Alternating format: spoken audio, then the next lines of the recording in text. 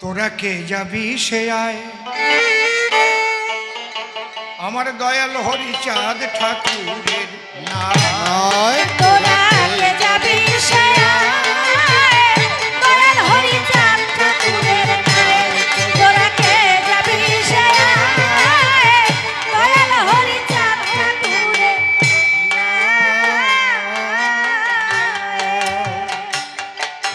কত পাপি তাপি করে গেল, কত পাপি তাপি করে গেল, পাপি তাপি করে গেল হরিচাঁদের করুণায়। কে যাবি সে আয়, দয়াল হরিচাঁদ ঠাকুরের নায়। তোরা কে যাবি সে আয়, দয়াল হরিচাঁদ ঠাকুরের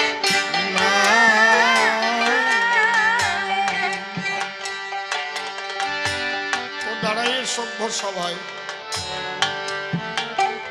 একটা প্রথমেই বলে যায়, যেটা শুনতে লাগেনি ভালো, বলে সংসার নাকি বিষের লাড়ু, যারা সংসার করে তারা ভাড়ু। এই যদি মেনে নিতে হয় তাহলে ওর মা বাবা ভাড়ু, ওরে জন্মাইছে, ওর ঠাকুর দাদা ঠাকুর মা আর এক ভাড়ু, ওর 14 পুরুষ ভাড়ু। এই কথা কি করে বললে তুমি? ভারতবর্ষে যদি 135 কোটি মানুষ থাকে, আপনারা একটু ভেবে দেখবেন জ্ঞানী লোকে, তার মধ্যে 5 কোটিও সন্ন্যাসী নাই। 1 কোটি সন্ন্যাসী হবে কি না তাও আমার নাই জানা। ধরে নিলাম 5 কোটি, তাও তো 130 কোটি সংসারী মানুষ। আর সারা পৃথিবীর কথা যদি আমি টেনে আনি, বসে শোনেনি জ্ঞানী গুলি, তাহলে 700 কোটি মানুষের মধ্যে 10 কোটিও সন্ন্যাসী নাই। তাহলে শুধু সন্ন্যাসীরা ভগবান পাবে আর গৃহীরা বাদ যাবে, এটা হয়? দারে দারে দারে রে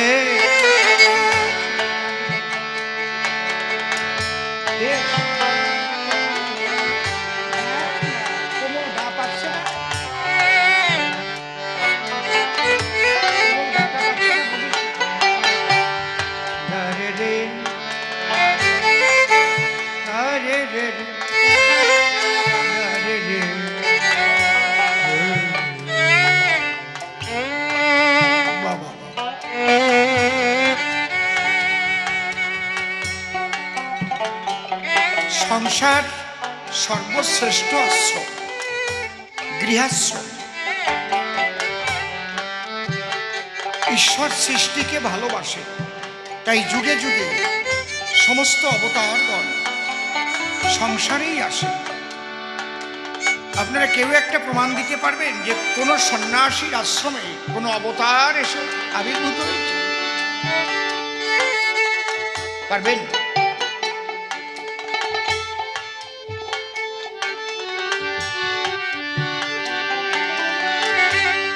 প্রথম পুরুষ রাম রঘুবর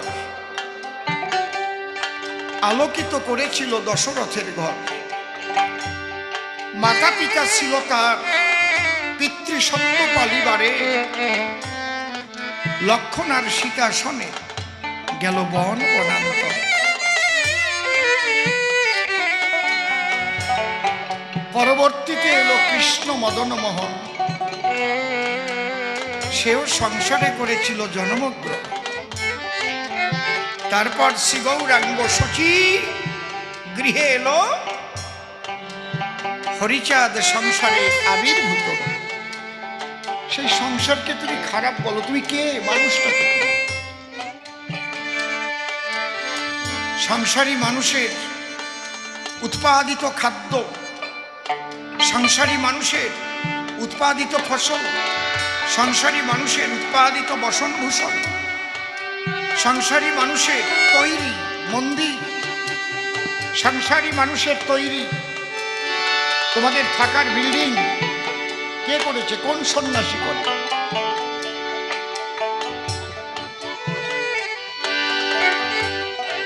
এই একটা অসুখ আছে, এক ধরনের মানুষ যারা সংসারকে ঘৃণা করে, তারা বৈষ্ণবদের মধ্যেও একদল আছে।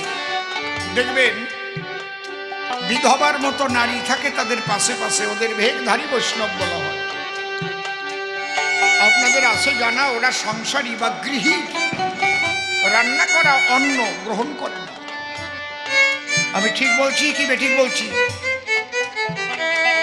ছোট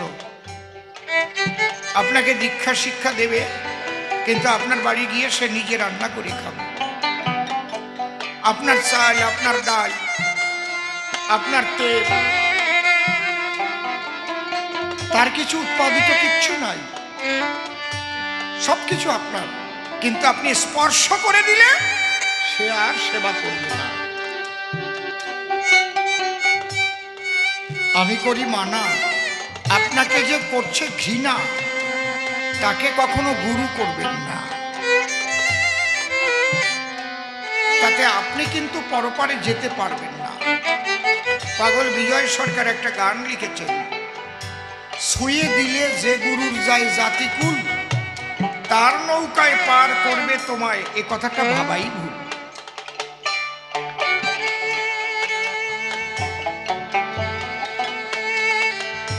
এই জন্যে বাবা হরিচাঁদ ঠাকুর এসে সংসারীদের ভালোবেসে সংসারে বসে কিভাবে ঈশ্বর সাধনা হয় সেই তত্ত্ব বিশ্ব মানবের কল্যাণের জন্য দিয়ে।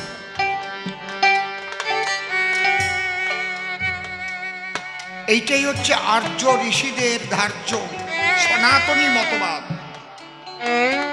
একটা ঘটনা বলি, সংসারে থেকেই ব্রহ্মচারী হয়, তাহলে বুঝতে পারবেন। বিশ্বামিত্র মুনির কথা মনে পড়ে যায়,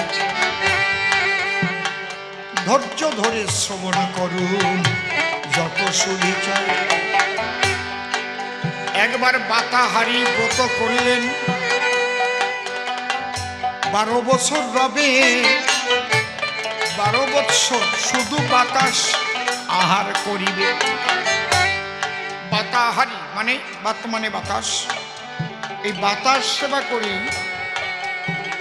12 বছর বেঁচে থাকবে, আর কিচ্ছু সেবা করবে না। কত বড় সাধনা! শরীর কৃশ হয়ে যায়, এটা ঠিক, কিন্তু শরীরের শক্তি কমে না। তো উনি ভাবলেন আমি একটু বশিষ্ঠ ভবনে যাব, বশিষ্ঠের বাড়িতে যাব, ওখানে গিয়ে দুটো হরি কথা শুনবো। ওরা আবার কোথাও রাত কাটায় না, হয়তো পর্বতের গুহায়, না হয় গাছের তলায়, ব্রতধারিত। বশিষ্ঠের বাড়ি গিয়ে দিল দর্শন। বশিষ্ঠের স্ত্রী অরুন্ধতী ছিল তখন। বশিষ্ঠের স্ত্রীর নাম অরুন্ধতী। ওই বাড়ি গিয়ে বিশ্বামিত্র করে প্রণাম দান, দুয়ে মিলে একসঙ্গে করে হরি গুণগান। দেখবেন যদি কোনো বাড়িতে সতী নারী থাকে, লক্ষ্মী যুক্তা কোনো নারী থাকে, তাকিয়ে শুধু দেখে যে 5 জন অতিথি এসেছে, আমার স্বামীকে নিয়ে কথা বলছে, বলতে হয় না কিছু, এদের কিছু টিফিন দেও, এটা বলতে হয় না। দেখবেন 10 মিনিটের মধ্যে চা বিস্কুট চলে।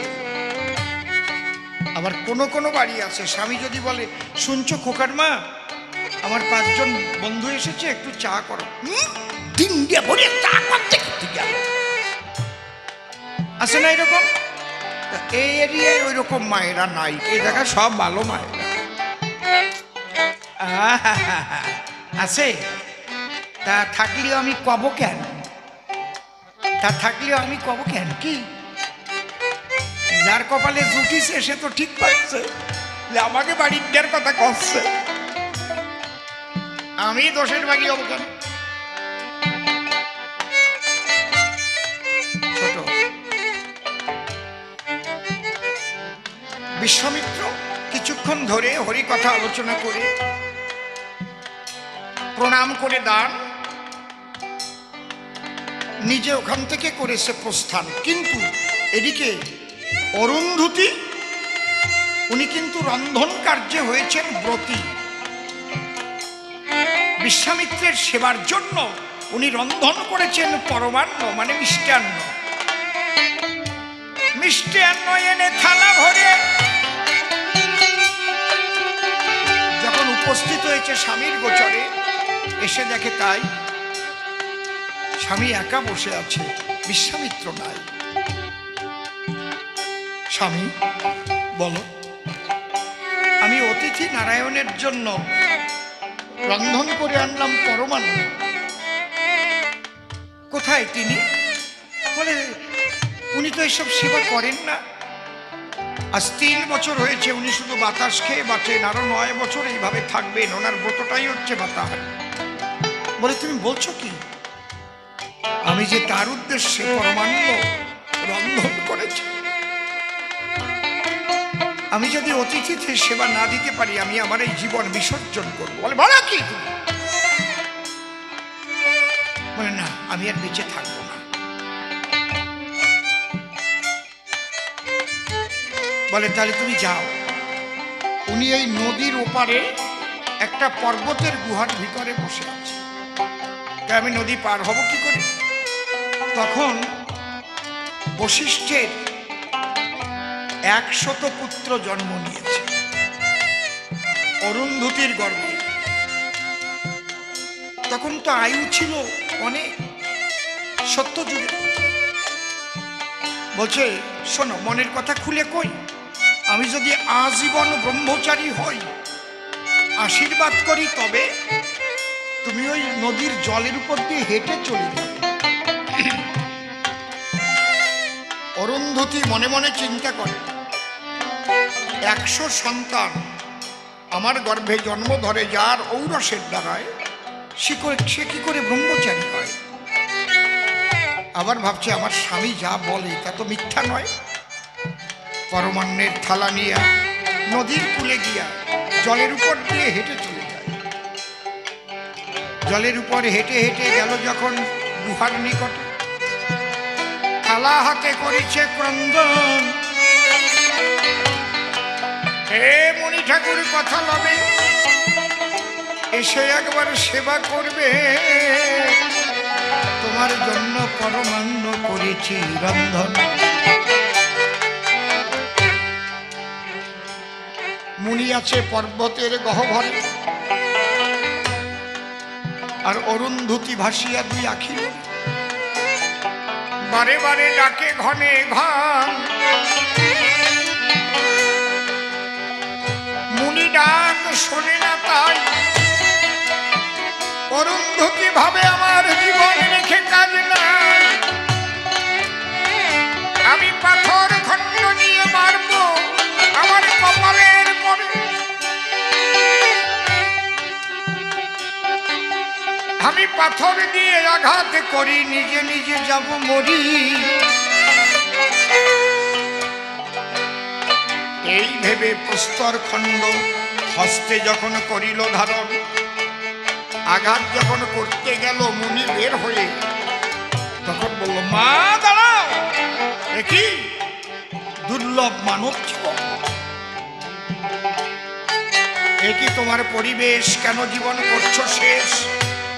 বলে তোমার জন্য করেছি রন্ধন। আমি বশিষ্ঠের ঘরের নারী, যদি অতিথি সেবা না দিতে পারি, রেখে কি আমার এ তুচ্ছ জীবন? বলে দাও। বিশ্বামিত্র মুনি ওই থালিকা গ্রহণ করে তখনই সকল পরমান্ন করিল গ্রহণ। পরমান্ন গ্রহণ করে খালি থালা দিল করে, বলে যাও মা নিজ ঘরে স্বামীর সদন। অরুন্ধতী ডেকে কয়, আমি পড়ে গেছি সমস্যায়, নদী পার কেমনে হব বলো মহাজন। বিশ্বামিত্র ডেকে বলে আসার সময় কিভাবে এলে?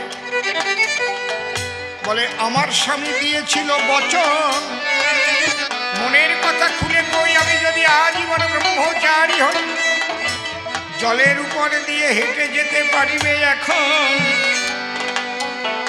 আমি আসতে পারবো এটা বলেছে, কিন্তু ফিরে যেতে পারবো তা তো বলে নাই।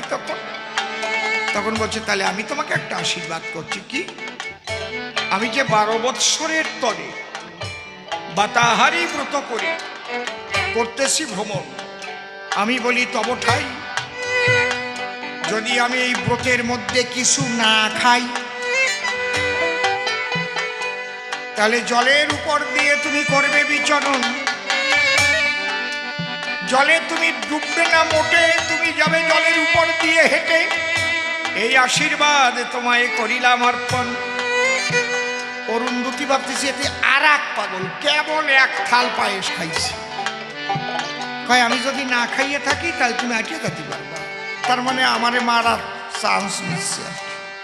তারপরে আবার মনে মনে ভাবে তাই ঋষিকার্য বোঝার আমার উপায় নাই, তাহলে আমি একবার হেঁটে যাই। হাঁটা দিয়ে জলের উপরে সত্যি সত্যি যখন এবার চলে এলো, গিয়ে তখন স্বামীর কাছে করজোড়ে প্রণাম দিয়েছে, তখন 2খানা প্রশ্ন করেছিল, শোনো শোনো প্রাণের দেবতা স্বামী, 2টি প্রশ্ন করি আমি, আমার গর্ভে শতপুত্র করাইয়ে জন্মগ্রহণ, কি করে ব্রহ্মচারী হলে এই কথাটা বলো খুলে, আর আমি পরমন্ন নিলাম ছলে, বিশ্বামিত্র করেছে ভক্ষণ, উনি পরমান্ন খাওয়ার পরে শুধু বাতাহারি থাকে কেমন করে, বলল আমি যদি না খেয়ে থাকি কথা লমে, নদীর জলের উপর দিয়ে যাবে তুমি হাঁটিয়া, স্বামীর নিকটেতে পৌঁছাবে। বাহ, তখন বশিষ্ঠ হাসছে, শোনো প্রিয়া, ভালো প্রশ্ন করেছ, চমৎকার প্রশ্ন করেছ। ব্রহ্মচারী কাকে বলে জানো? কাকে? যিনি ব্রহ্মে বিচরণ করে। যেমন নভে যদি কেউ বিচরণ করে, নভ মানে আকাশ, তাকে বলে কি? নভোচারী।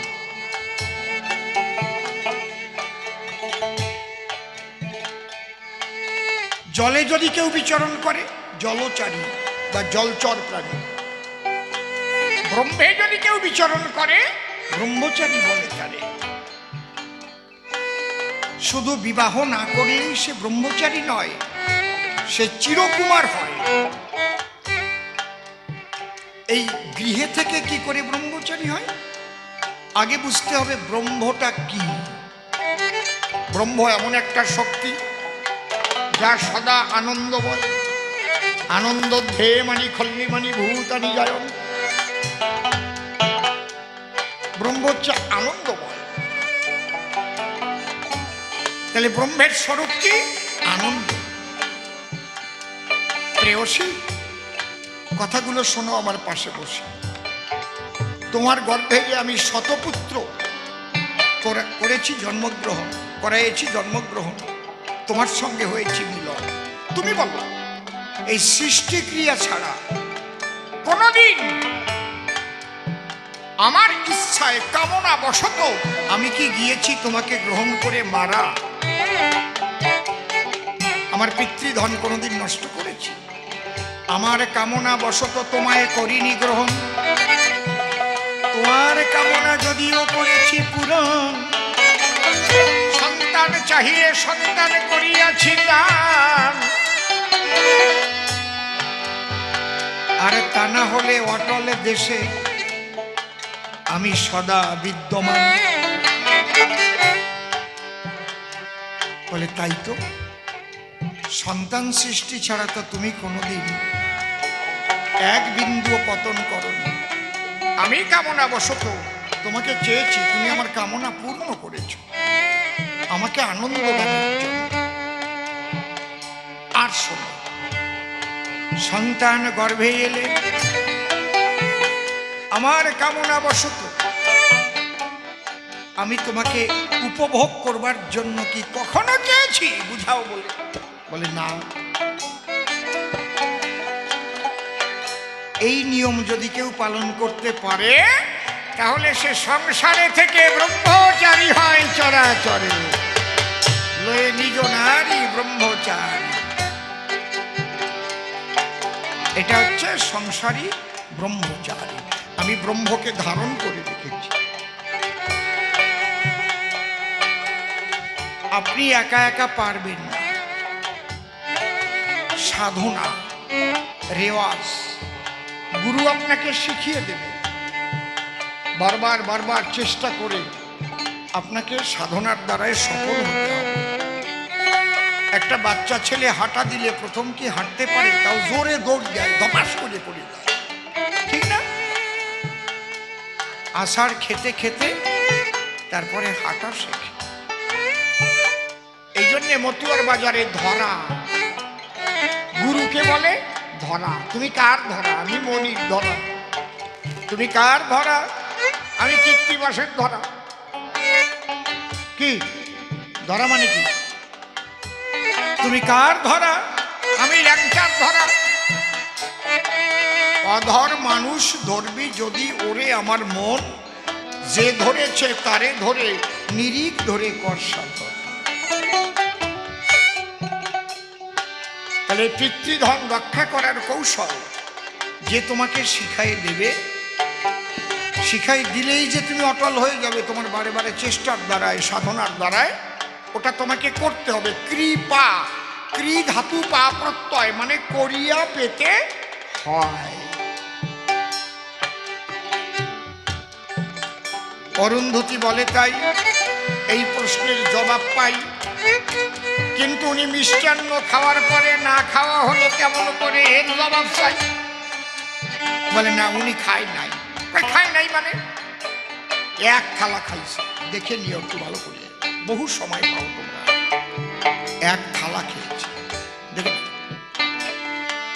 বলে না, উনি খায় না। ওনার গ্রহণ করেছে তোমার জীবন বাঁচাবার জন্য।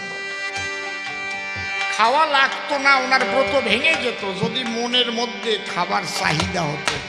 খিদে পেয়েছে, কেউ যদি একটু খেতে দিত, ওই সময় ব্রত ভেঙে যেত।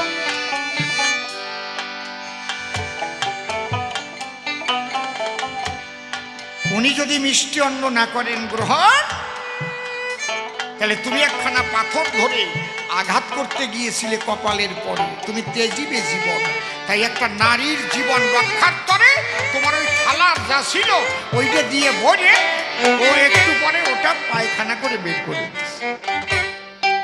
ওর খিদে হয় নাই, মন ওতে ছিল না, তোমারে বাঁচাবার জন্য গ্রহণ করে। এ খুব সূক্ষ্ম আলোচনা করছি। একটা ঘরের বউ বেবিচারী হতে পারে, আবার একটা বেশ্যা সতী হতে পারে। যদি বলেন এসব আজগুবি কথা কনটা, ওই মেয়েটা যদি মন দিয়ে বেশ্যাবৃত্তি না করে, কোনো কোনো মেয়েদের চাকরি দেবার জন্য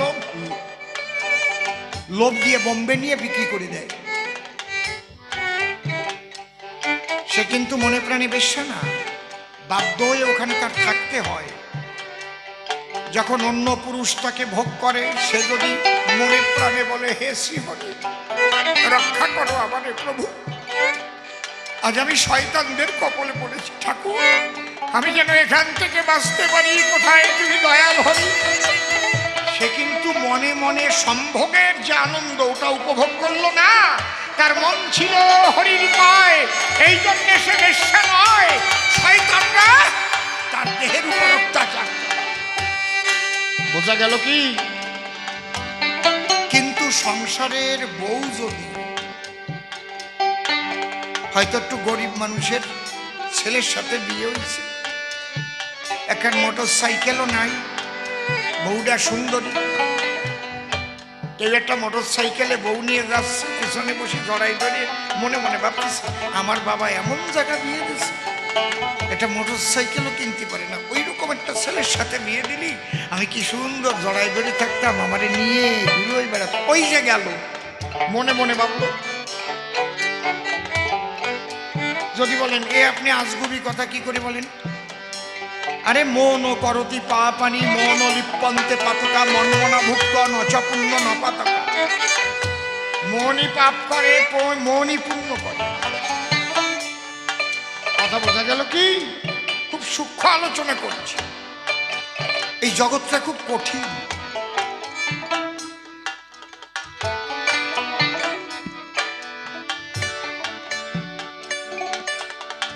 জামদগ্নি ঋষির স্ত্রী ছিল রেণুকা। ওই রেণুকা এত সতী ছিল যে আসলে করে ভরে জল আনত, কলসি লাগতো না, আসল দিয়ে জল নিয়ে কাপড়, জল পড়তো না।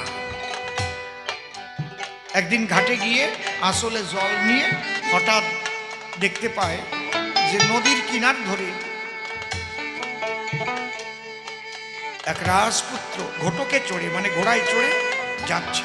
শুধু মন দিয়ে ভাবলো আমার বাবা যদি ঋষির সঙ্গে বিয়ে না দিয়ে বিয়েটা রাজপুত্রের সঙ্গে দিত তাহলে আমাকে ঘোড়ায় করে চড়িয়ে চড়িয়ে বন ভ্রমণ করাতো। সে দেখে তাই জল আর একটুও না, এখন আর জল ভরে আর থাকে না। তখন জামদগ্নি বলছে দেখো তো তোমার মা কেন আসে না? তখন ওই পরশুরাম গেল, তারই ছেলে পরশুরাম এসে বললো বাবা মা আর আসলে জল তুলতে পারছে না। বলে কে বলছো? তখন গিয়ে বললো রেণুকা একই যাচ্ছে দেখা, অঞ্চলে জল তুমি ভরতে পারো না কি করো? তুমি আমার সতী নারী, তুমি হয়েছো ব্যভিচারী। বলে না না না না, আমি ব্যভিচারী কোনো কর্ম করিনি সম্পাদন। মন দিয়ে? বলে হ্যাঁ মন দিয়ে ভেবেছিলাম। তখন নির্দেশ দিল পরশুরাম ওই কুঠার দিয়ে মাকে হত্যা করেছে। তাহলে মনই হচ্ছে সব। আপনি কয়টা মালা পরিছেন, কয়টা গেরুয়া বসন পরিছেন, আচার মালা না তুলসীর মালা না রুদ্রাক্ষের মালা, ওই বিচার ঈশ্বরের কাছে হয় না। ঈশ্বরের কাছে বিচার হয় আপনার মন পরিশুদ্ধ কিনা।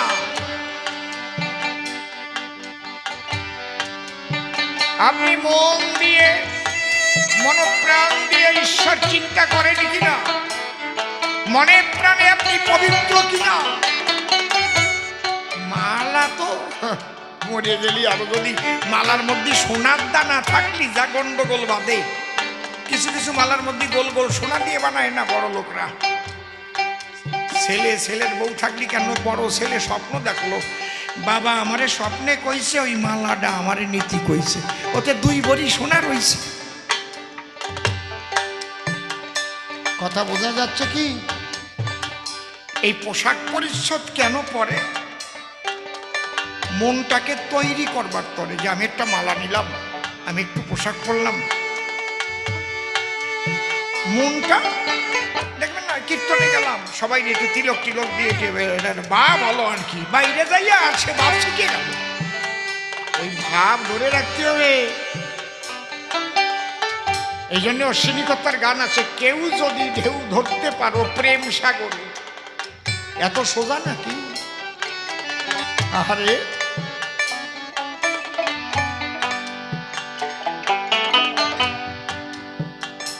শাস্ত্র গ্রন্থ পড়েই বোঝা যায় না, সদ্গুরু না পেলে বোঝা যায় না কোনো কাউ। আর প্রকৃতপক্ষে সবাই তো আর সদ্গুরু হয় না। সদ্গুরু কারা? এই জগৎকে সমভাবে দর্শন করে যারা, যার মধ্যে বিভেদ জ্ঞান থাকে সর্বক্ষণ। মনে রাখবেন সদ্গুরু সে নহে কদাচন, সবার মধ্যেই তাকে এক শক্তি যে দেখিতে পারে, সেই আমার সদ্গুরু আমি প্রণাম করি কারে। ওই জন্য অশ্বিনীকর্তার গানে লিখেছে, আমি যেদিকে তাই চাই কি, আমি যেদিকে ফিরাই আঁকি হরিময় জগৎ দেখতেছি। সব বলা আছে, না বুঝলি তো আমি গোড়ার ডিম করবো, শুধু শুধু গন্ডগোল বানায়। এই জন্যে রাধারানী যখন ধুলি মাখে গায়, ললিতা সখী ডেকে বলে শ্রীরাধার ঠাই কেন তুই ধুলি মাখিস বলে দেখি রাই। রাধা বলে তোরা জানে বলিস ব্রজের ধুলি, আমি ধুলির মাঝে দেখি যে আমার কৃষ্ণ বনমালী। চৈতন্য চরিতামৃত পড়ে দেখেন, তাতে কি লেখা আছে, রাখুন ওখানে রাখুন। হরিবল যাহা যাহা নেত্রে পড়ে স্ফুরে কৃষ্ণ রূপ, শ্রীরাধার ভাবসাগরে গোড়া দিয়ে ডুব। গৌরাঙ্গ মহাপ্রভু সাগর কিনারে যায়, সাগরের মধ্যে ওই কৃষ্ণ দেখতে পায়। হা কৃষ্ণ বলে ঝাঁপাইয়ে পড়িল, অমনি কৃষ্ণ বলে সাগরে জলে তলাইল।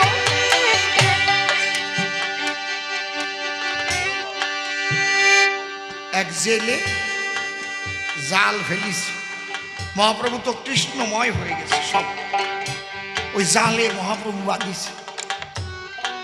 এত ওয়েট লাগতেছে, দাবার দড়ি আস্তে আস্তে টানতেছে, বড় মাছ বাঁধিছে। টানতে টানতে যখন উপরে উঠাইয়ে নিয়ে এলো, মহাপ্রভুর অঙ্গের পরশ যখন হেঁটে পেল, পরশ পাওয়ার সঙ্গে সঙ্গে জাল ফেলে দিয়া নাচিতে লাগিল জেলে হরি বল বলিয়া। হরি বল হরি বল হরি বল। জেলের গৃহিণী ভাবে সকালেতে যায়, এখনো ফিরে আসে না কেন আঙ্গি নাই। জেলের বধূ তখন সাগর কিনারে এতে গেল, গিয়ে দেখে স্বামী তার হরি বলে নাচিতেছিল। স্বামীর অঙ্গে স্পর্শ যখনে করিল, জেলের বউ হরি বলে নাচিতে লাগিল। এখন যে যায় শুয়ে দিলি সেই নাচনা আরম্ভ করতেছে। এর মধ্যে এক পণ্ডিত গেছে তার্কিক, সে গিয়ে আর শুনছে না, সে শুনছে যে সাগর কিনারে সোয়ারও গাইছে, শুয়ে দিলেই হরি বলে নাচে। ও দূরের থেকে দেখতিস, দেখে জালের মধ্যে একটা মরা বাঁধিছে, ওই মরার থেকে এই সুট লাগিয়েছে সব কয়টা, আমি শোব না। এই টাইমে মুরারি গুপ্ত মহাপ্রভুকে খুঁজতে বেরিয়েছে। খুঁজিতে খুঁজিতে যখন সাগর কিনারেতে গেল, গিয়ে দেখে কত মানুষ হরি বলে নাচিতেছে। এর মধ্যে পণ্ডিত বলে দাঁড়াও দাঁড়াও, আমি তোমারে করি মানা। ওই যে মরা ভূতে ধরেছে টাচ করিও না, শুয়ে না তোমারেও ধরবে না। মুরারি গুপ্ত বলছে ওরে ওরে পণ্ডিত, এরা সবাই সেই প্রেম পেল তোর পাণ্ডিত্যের জন্য, তুই বাকি থেকে গেলি রে। ওরে এই যে আমার মহাপ্রভু ভাবাবেশ, সর্বময় তাকে দর্শন করছে। এই জন্য চৈতন্য চরিতামৃতে লিখেছে আমার অশ্বিনী ঘোষার ওই গানের ওই কথা, শ্রীরাধার ভাব সাগরে গোড়া দিয়ে ডুব, যাহা যাহা নেত্রে পড়ে স্ফুরে কৃষ্ণ। আমার তারককর্তাও লিখেছে হরি চকমকি চাকচিক লেগেছে চক্ষেতে, আর কিছু পাই না সখী দেখিতে। দেখেছে, হরি ভক্ত হোক আর কৃষ্ণ ভক্ত হোক, ওই ভাবের জগতে গেলে তখন একাকার হয়ে যায়। সমস্ত গুরু গোসাইদের এইটা বোঝানো উচিত না, নিজেই বোঝে না, তাকে বোঝাবে গোড়ার ডিম। খালি দলবাজি দলবাজি আর এই গুরুগিরি ব্যবসা। এই জন্যে মানুষে মানুষে বিভেদ সৃষ্টি এদের দ্বারাই হয়। সাধারণ মানুষ তো বোঝে না, তারা ভাবে গুরু যা বলছে আমার সেইভাবে চলতে হবে। বুঝতে পারছেন কি বলছে? তাহলে আমাদের সবসময় কিন্তু মুক্ত গুরুর সন্ধান করতে হবে, মুক্ত গুরুর সঙ্গে যুক্ত হতে হবে। যে মানুষের মধ্যে কোনো রকম আবিলতা নাই, কোনো রকম ভেদ বুদ্ধি নাই, যে মানুষ দেখে সর্বময় আমার হরি হরি বল, সেই মানুষকে যদি আশ্রয় করি তাহলে তার ওই ভাব, তার চিন্তা করতে করতে ওই ভাব জাগবে তোমার চিত্তে, তুমিও সেই মহাভাবেতে বিভাবিত হইবে সুনিশ্চয়। আর একখানা প্রশ্ন করি সভ্য সবার খাই, এই প্রশ্নের জবাব দিয়ে তারপর মিলন গীতি গাই।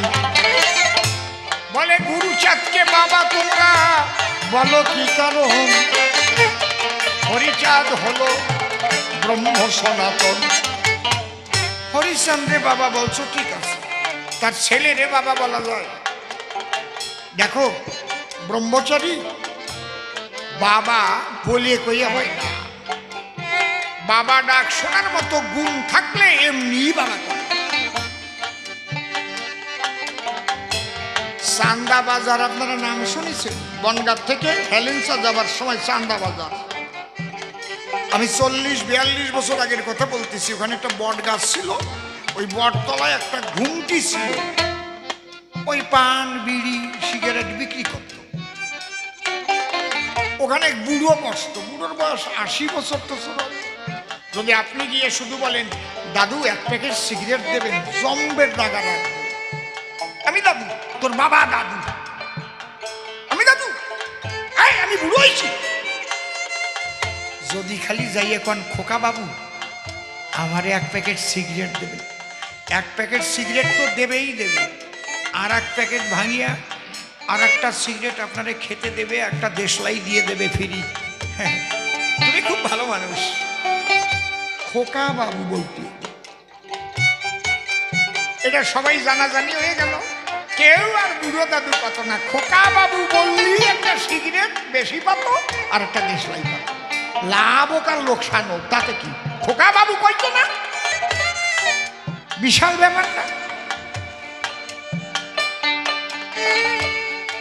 একজনের ছেলে ওই যে ভুসিমালের ব্যবসা করে, ভুসিমাল কিনে কিনে বিক্রি করে না। আর একজন গিয়ে তার মার কাছে জিজ্ঞেস করছে, দিদি তোমার ছেলে কি কাজ করে? কয় দেখো দি আমার ছেলে তো মহাজন, বোঝো না? ব্যাপারী হইছে ব্যাপারী, আগে ওদের কত ব্যাপারী, বোঝো না? আমার ছেলের জন্য একটা ভালো মাইয়ে পাবো এইবার। কয় ব্যাপারী মানে কি করে? কয় ভুসিমালের কারবার করে। কিরম দামে কেনে, কিরম দামে বেচে? দেখো সরিষা কান্না কিনলো 2000 টাকা কুইন্টাল, ও 1500 টাকা করে বেচে দেয়, আনার সাথে সাথে বিক্রি হয়ে যায়। তাই নাকি? তো বাড়ি কায়দা ধান, মানে ধান কিনলো মনে করো বস্তা 800 টাকা করে, কিনে গাড়ি ফেলানোর সাথে সাথে বিক্রি, সারা 600 টাকা করে বিক্রি করে দিয়ে দেয়। খরিদ্দার দাঁড়ায় থাকে মোটে। হয়া বুড়ি এতে লাভ হয় না লোকসান হয়? অত আমি বুঝি না, সবাই আমাদের ব্যাপারীর মা কই একটা ডাক দেয়, বুক তো জুড় হয়ে যায়। লাভ লোকসান আমি বুঝি না। এক পদের মানুষ আছে, সাজিয়ে গুজে বেরোনি বৈষ্ণব বাবাজি, এই কইয়া যে একটা ডাক দেয়, ওতেই বুকটা ভরিয়ে যায়। মতু আগে মত দিও আছে, অনেক মালা টলা পড়ে গেলে পাগল কইয়া একটা ডাক দেয়, বুকটা ভরিয়ে যায়। হরিবল হরিবল। কেউ রাগ করতেছে না, খাঁটি কথা করছে।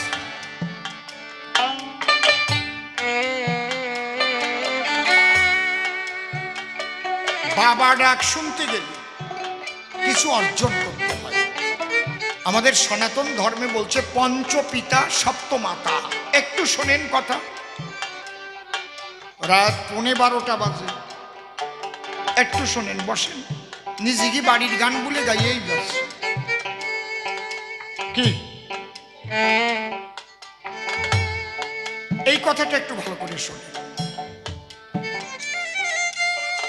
আচ্ছা, আমি যে এখানে গান গাচ্ছি বোঝা গেছে যে আমি এমএলএ হয়েছি?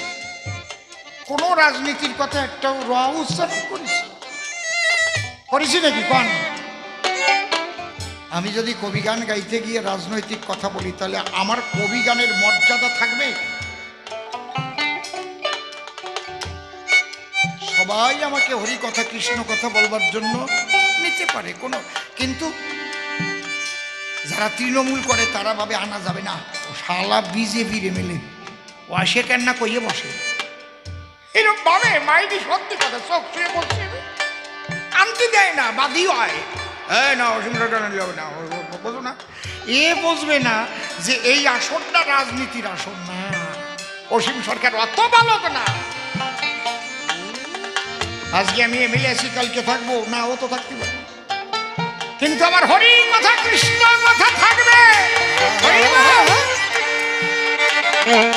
আমি এই জায়গা নষ্ট করবো নাকি?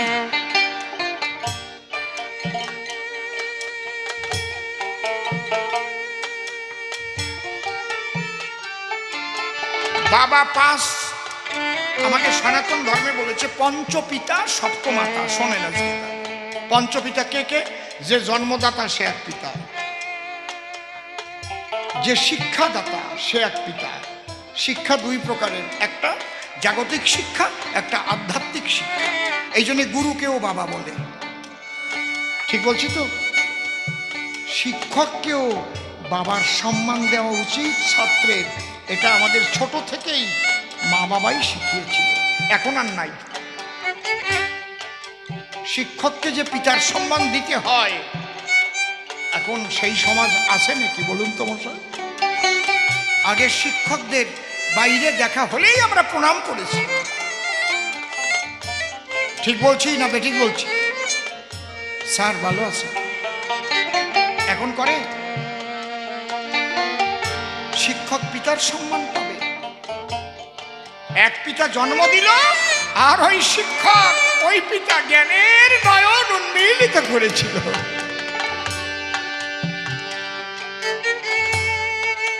তাহলে দুইজন পেলাম, কে কে? এক জন্মদাতা আর দুই শিক্ষাদাতা, তিন অন্নদাতা। ক্ষুধার্ত নিরন্ন ব্যক্তিকে যদি কেউ খাবার দিয়ে বাঁচায়, অন্ন দিয়ে, বলে বাবা আজ 3 দিন আমি অনাহারি ছিলাম, আজ তুমি আমার জীবনটা বাঁচালে, তুমি আমার বাবা। অন্নদাতা এক পিতা, যিনি অন্ন দিয়ে বাঁচান। আমরা লকডাউনে কেউ না খেয়ে মরেছে? কোনো পেপার বা টিভিতে শুনেছেন নাকি যে ভারতবর্ষে লকডাউনে একটা মানুষ না খেয়ে মরে গেছে? খবর আছে? কথা কন না কেন? এই যে অন্ন দিয়ে যে বাঁচায়, এই যে প্রমাণ করার জন্য বলতেছি। সবাই দোকানপাট বন্ধ হয়ে গেল, কাজকর্ম বন্ধ হয়ে গেল, যারা খাবার দিয়ে আমাদের বাঁচালো, আমি পিতার সম্মান দিয়ে প্রণাম করি তাদের পায়। হরি হরি বল। তাহলে 3 জন পেলাম, কি কি? জন্মদাতা, শিক্ষাদাতা, অন্নদাতা, আর কি? আশ্রয়দাতা। নিরাশ্রয়কে আশ্রয় দিয়ে যে জনে বাঁচায়, সেই ব্যক্তি শাস্ত্র অনুসারে পিতার সম্মান করে। 4 জন পেলাম, আর একজন আছে ভয়ত্রাতা। মৃত্যু ভয় থেকে যিনি ত্রাণ করেন। আপনি সুন্দরবনে ঘুরতে গেলেন, হঠাৎ একটা ঘটনা ঘটলো, রয়্যাল বেঙ্গল টাইগার সামনে চলে এলো। বাঁচার উপায় নাই, প্রাণে জাগলো মরণ ভয়। সেই বাঘের মুখের থেকে যদি কেউ বাঁচাইয়ে দেয়,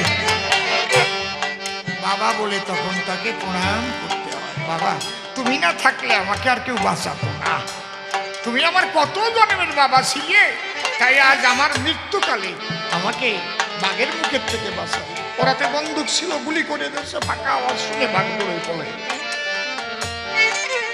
ছোট, তাহলে এই যে পাঁচজন পিতা পেলাম, এই পাঁচজন পিতার স্ত্রী, পাঁচজন মা, কিন্তু তাছাড়াও আরো দুইজন মা আছে, পঞ্চপিতা সপ্তমাতা। আর দুইজন মা কে কে? জননী জন্মভূমিশ্চ স্বর্গাদপি গরীয়সী। আমার জন্মভূমি আমার এক মা, যে ভূমিতে করেছি আমি জন্মগ্রহণ, তাকে মাতৃভূমি আমরা বলি সর্বজন। তাই তো নাকি? আমি যদি এখান থেকে আমেরিকা যাই, কেউ যদি জিজ্ঞেস করে আপনার বাড়ি কোথায়, কি বলবেন আপনি? কালীবাজার নাকি পশ্চিম বাংলা? I am India. তাই তো নাকি? হ্যাঁ, আই এম ইন্ডিয়া, আমি ভারতবাসী, ভারত আমার মা।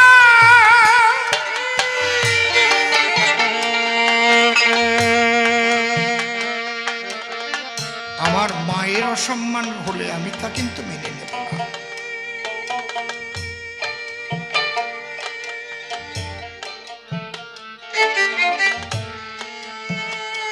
আমাদের এক সাধু জাপানে গিয়েছিলেন, নামটা আমার মনে নেই।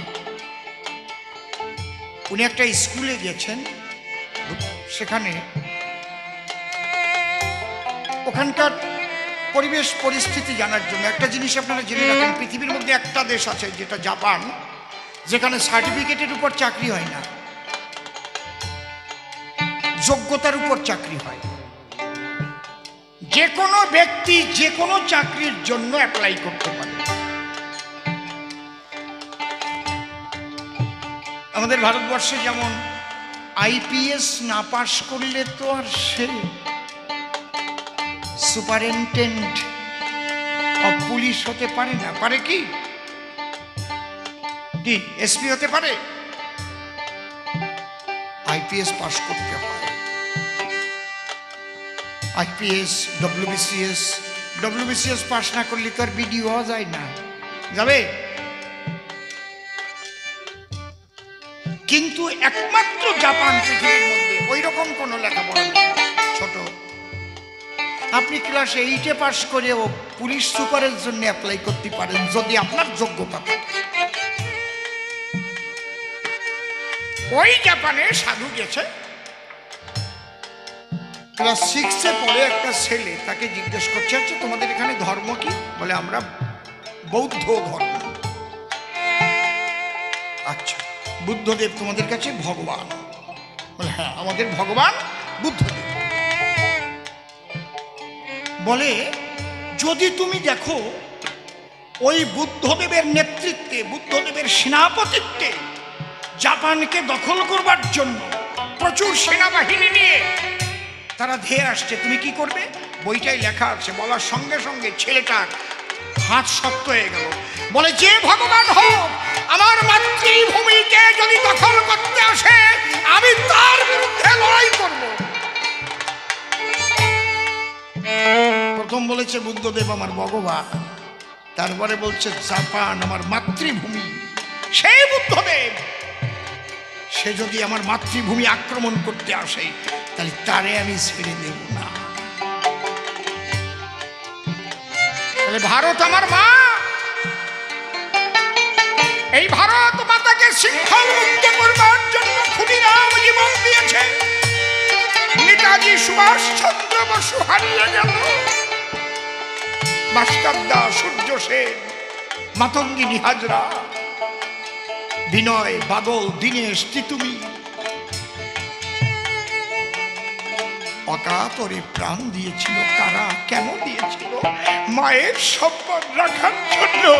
আমার ভারত মায়ের সম্মান রাখার জন্য প্রাণ দিয়েছিল তারা।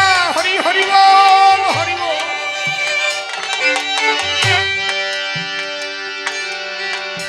তাহলে আমরা 6 জন মা পেলাম, 6টা মা। একটা ওই 5 জনের স্ত্রী, আর একটা ভারত মাতা জন্মভূমি।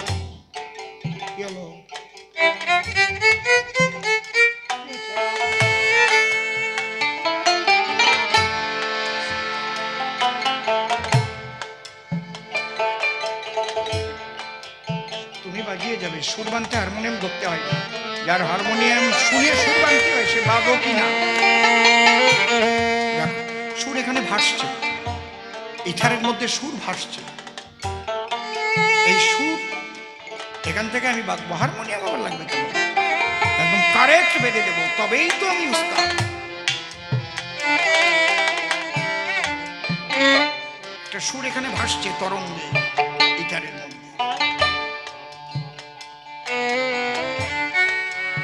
তবুও আমরা করিয়ে খাই, ওই বোধ তো আমারও নাই। যাদের আছে তাদের আমি প্রণাম জানাই।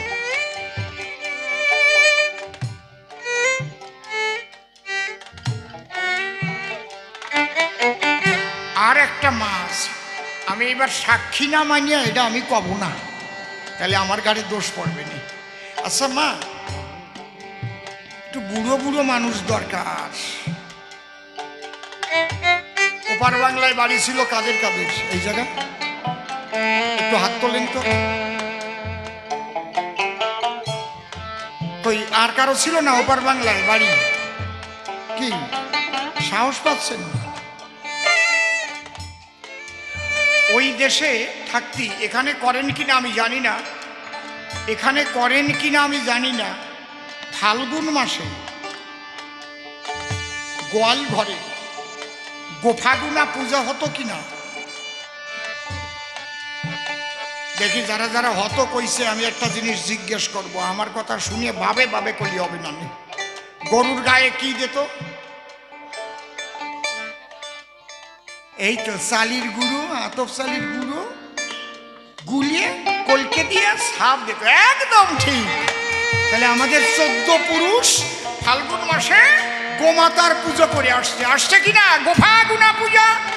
এইটা আপনাকে কাছে শুনিয়ে পেলাম কেন? এখন আমি যদি ওইটা কতি যাই কবেন এই বিজেপির এমএলএ বলে ওই গরুর পূজা করার কথা করছে, এই জন্য আগের থেকে আমি সাক্ষী মানিয়ে নিলাম। কথা কি কইছি বুঝেছেন? এরা তো আজকে বলছে গোমাতা, আজকে বলছে গোমাতা, কয়দিন বিজেপি জন্ম নিয়েছে, কিন্তু আমাদের 14 পুরুষ ধরে আমরা গোমাতার পূজা করি গোয়াল ঘরে।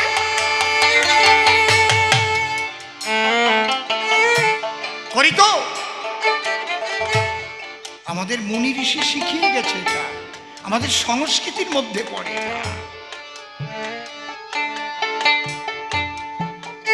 কি বিপদে পড়েছি খালি রাজনীতির মধ্যে যাইয়ে।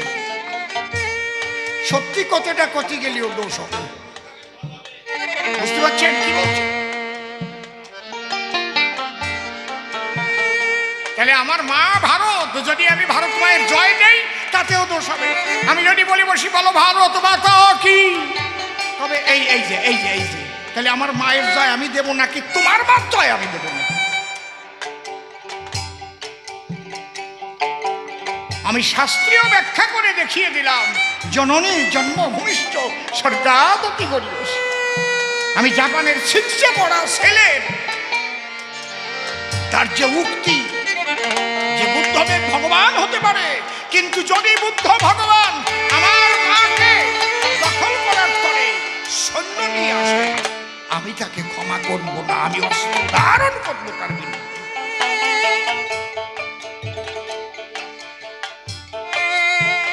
এই বোধটাই তো রাষ্ট্রবোধ, আমার মাতৃত্ব বোধ, ভারত মাকে ভালোবাসার বোধ।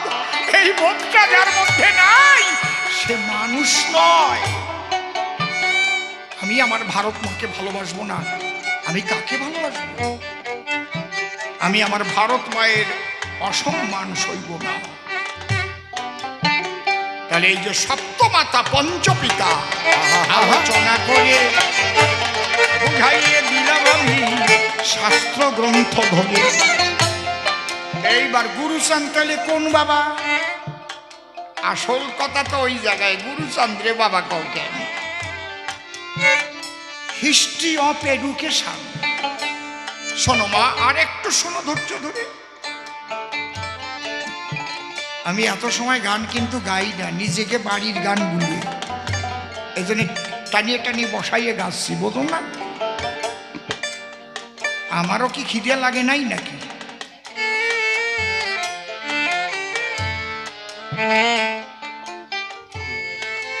হিস্ট্রি অফ এডুকেশনে পড়ে দেখবেন শিক্ষাকে 3 ভাগে ভাগ করা হয়েছে। কি?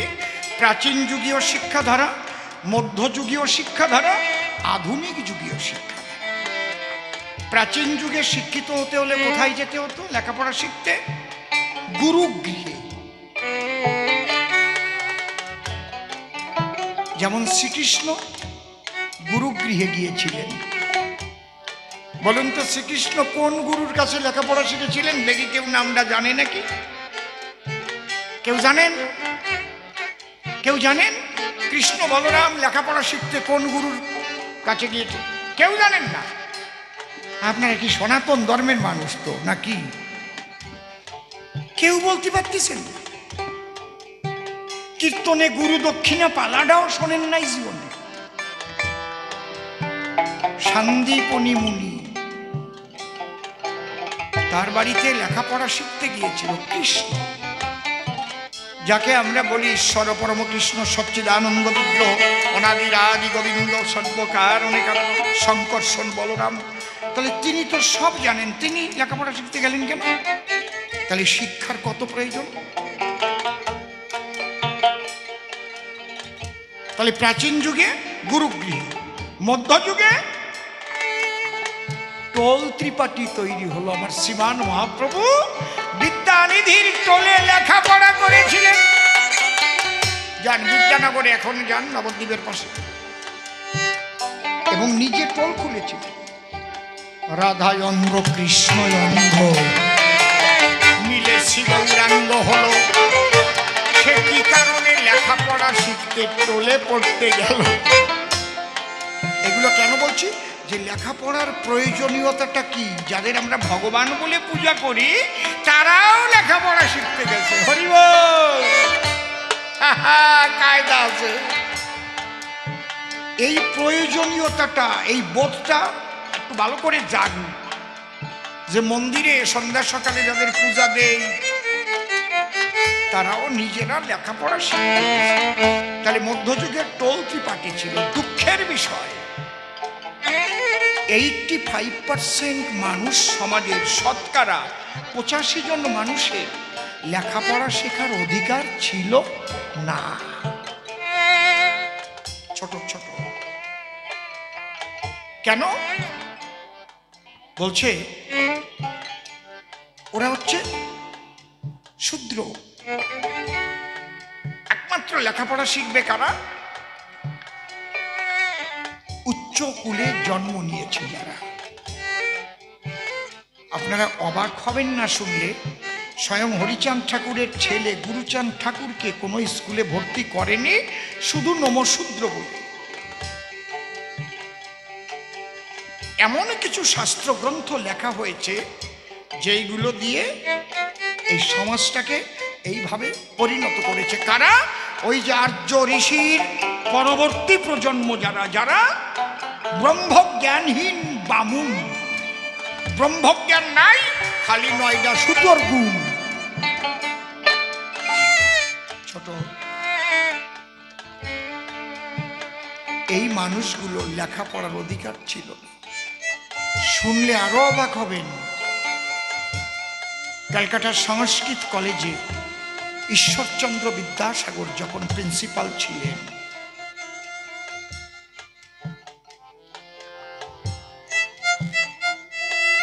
আমি ওপেন মিডিয়ার সামনে বলছি, পড়াশোনা না করে দাঁড়াইনি, কিন্তু একমাত্র সংস্কৃত শিক্ষার অধিকারী ছিল ব্রাহ্মণরা। কায়স্থ, বৈদ্য আর কংসবণিক, শূদ্র তো বাদ। নমো টমো মাহেশ্ব টায়েশ্ব গোষ টোষ ওগুলো তো বাদ, ও তো আসবেই না। পরিষ্কার লেখা আছে, কায়স্থ, বৈদ্য আর কংসবণিকরা লিখিতভাবে আবেদন করলো যে এই সংস্কৃত পড়ার অধিকার আমরা চাই। ছোট বাজা, এগুলো শোন ভালো করে, মনটাকে ধীর কর, চঞ্চলতাটাকে ত্যাগ কর।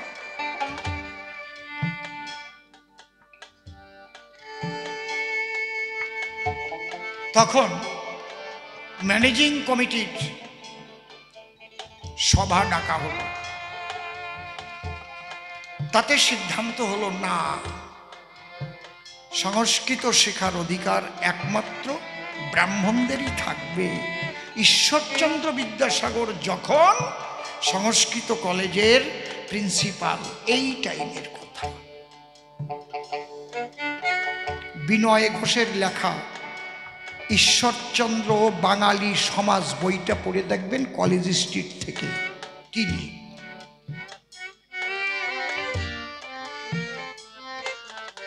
ঈশ্বরচন্দ্র ও বাঙালি সমাজ, তাহলে সমাজটা কি ছিল একটু ভেবে দেখেন। ছিল না 85% মানুষের কোনো লেখাপড়া শেখার অধিকার। এই জায়গাটা বাবা গুরুচাঁদ ঠাকুর, উঠে নামা আর একটু বস, তিনি আন্দোলনটা করলেন এবং গ্রামে গ্রামে মিটিং করে করে করে করে ভক্ত রাজারা আসতো, বলতো শোন, যদিও তোরা করিস ভিক্ষা, ছেলে মেয়ে দিবি শিক্ষা, মরি কিংবা বাঁচি আমি তাতে ক্ষতি নাই, গ্রামে গ্রামে পাঠশালা গড়ে যেতে চাই, শিক্ষা সংহতি সংগ্রাম চেতনা, দলিতের মুক্তি নাই, এই নিবি না। কোথায় লেখাপড়া শিখবে? বিচরণ পাগলকে দিয়ে লবণ বিক্রি করাতে লাগলো, লবণ বিক্রি করতে করতে মাথায় টাক পড়ে গেল, লাভের যে টাকা হতো, বলছে শোন, ওই টাকা গুরুচাঁদ দিয়ে দিত। সকালবেলা গরু মাঠে যায়, গোয়াল ফাঁকা রয়, গোয়াল ঘরে পাঠশালা করো, তালপাতা, কড়াইয়ের কালি, দোয়াত আর কুনসিল কলম, ওই তালপাতার উপরে সবাই লেখাপড়া শিখতে হয়। এখানে এমন মানুষ তো আছে, ওই গোয়াল ঘরে পাঠশালায় তালপাতার পরে ওই দোয়াতের মধ্যে কড়াইয়ের কালি ভরে কুঞ্চির কলমে লেখাপড়া করেছে, আছে কিনা বলেন, হাত তোলেন। এখন তো সর্বশিক্ষা অভিযান হয়েছে, তাও ভেজাল আছে, আমি কব না সব, কলি আমি দোষের তলে পড়ব। দলিতদের উত্থান ভালো চোখে দেখছে না, এই জন্য ক্লাস 8 পর্যন্ত পরীক্ষাতে পাশ ফেল তুলে দিচ্ছে। আর দলিতের সন্তানরা বড় চাকরি পাবার আশা করে না, ওই জ্ঞান চালাই খাতি হবে, স্কুলে ডিমের জল খাবে যাই আর লেখাপড়া শিখবে, এ হয় নাকি কোনোদিন?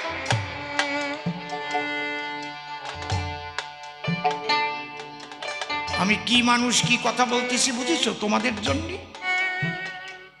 সমস্ত রাজনীতির ঊর্ধ্বে গিয়ে বলছি, এই দলিত সম্প্রদায়ের মানুষ আবার পতিত হবে।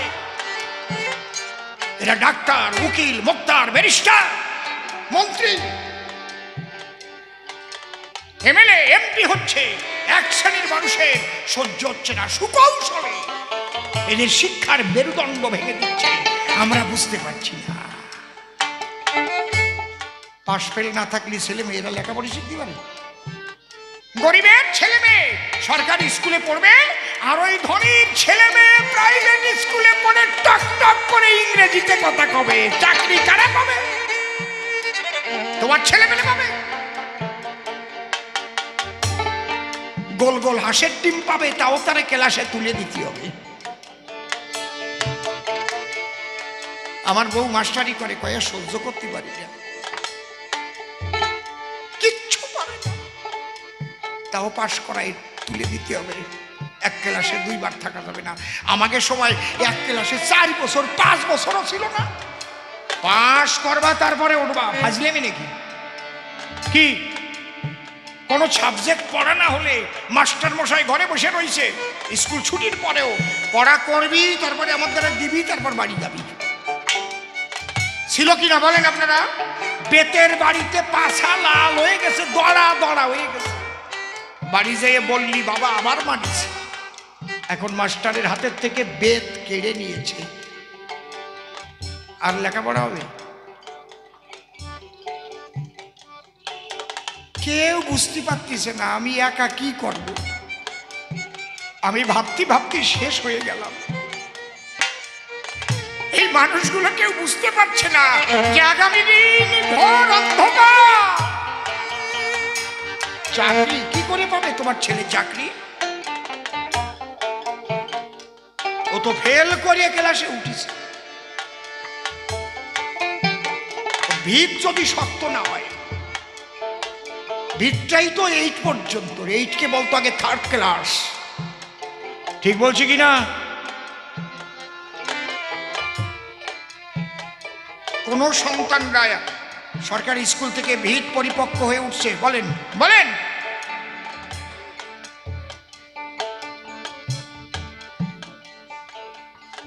পারবে না।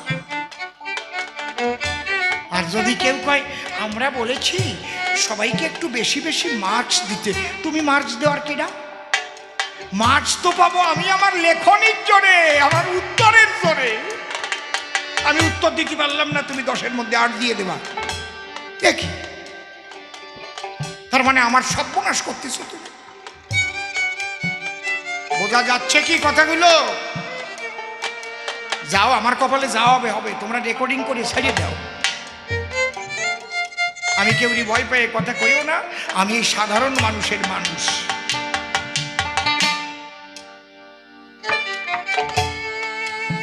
এই মানুষগুলো লেখাপড়া শেখার জন্য আন্দোলন করেছিলেন বাবা গুরুচাঁদ ঠাকুর। শুধু আন্দোলন নয়, 4500 স্কুল করেছিলেন বাবা গুরুচাঁদ ঠাকুর সেই সময়। এবং ব্রিটিশের কাছ থেকে চাকরি আদায় করেছিলেন এদের জন্য। তারে বাবা বলবো না, তাহলে মাস্টার মশাই যদি একটু লেখাপড়া শিখাইয়ে বাবা হয়। আর যে গুরুচাঁদ ঠাকুর দলিত, পতিত, লাঞ্ছিত, বঞ্চিত সমাজের মানুষকে শিক্ষার অধিকার দিয়ে গেছে, সে আমাদের শত জন্মের পিতা বাবা গুরুচাঁদ, বাবা গুরুচাঁদ, বাবা গুরুচাঁদ।